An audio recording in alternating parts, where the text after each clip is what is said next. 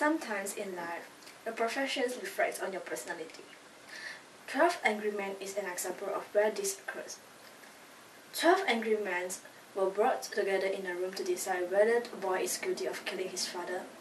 Whether they brought good or bad qualities from the professions, they affected the outcome.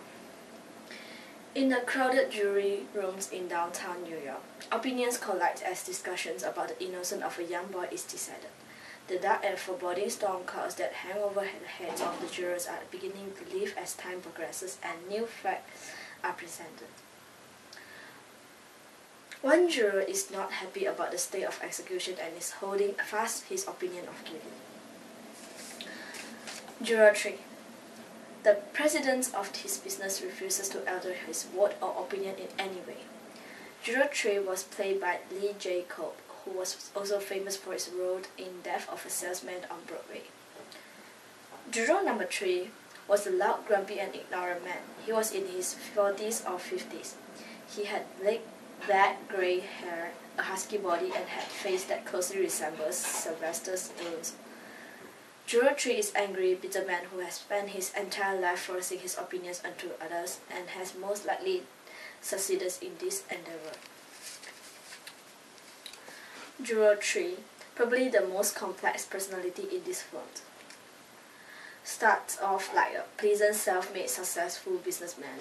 He analyzes the case impartially, explains his arguments well, and is reasonable, self-assured.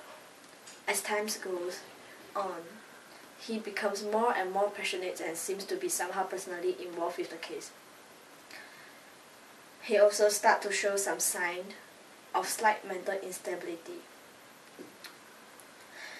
He owns a messenger service and he has one son. He treated his sons much like the way the accused father treated the accused.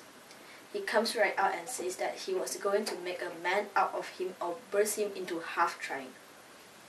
In the end, Juror 3's son struck him across the face, beating his father back from the first time. Juror 3 stated that he hasn't seen his son in 2 years, which implies that his son fled after striking his father. In many ways, he is the antagonist to the constantly calm Juror 8. Juror 3 is immediately vocal about the supposed simplicity of the case and the obvious guilt of the defendant. Juror 3 verbally assaulted the group with a forceful tone and a taciturn attitude. For example, in Act 2, Juror 3 threatens to kill Juror number 8. "Shut up, let me go. I'll kill him, said Juror 3 addressing Juror 8.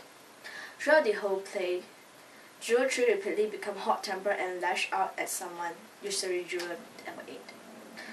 Later on, when Juror 3 was acting out the knife stabbing with Juror 8, he almost stabbed Juror number 8 with the knife, which is in Act 3.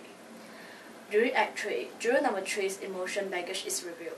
He refused fact unless it was in favor of his word. Because of this, it makes it seem like that he has prejudice against the kids in discussions. To help his arguments, he uses the phrase, "know what I mean," at the end of almost everything he says, putting any juror in with an opposing argument in an awkward position.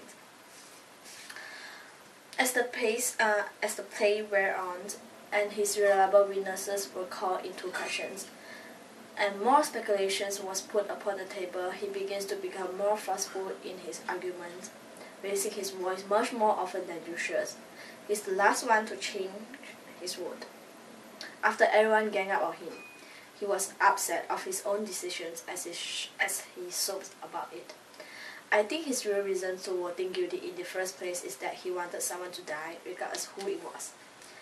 If that's the real reason, he voted not guilty in the end because she knew that this was wrong to send somebody to death, even that's the even proof some of each side's points. 12 Angry Men ends with the jury agreeing that there is enough reasonable doubt to warrant an acquittal. The defendant is deemed not guilty by a jury of his peers. However, the playwright never reveals the truth behind the case.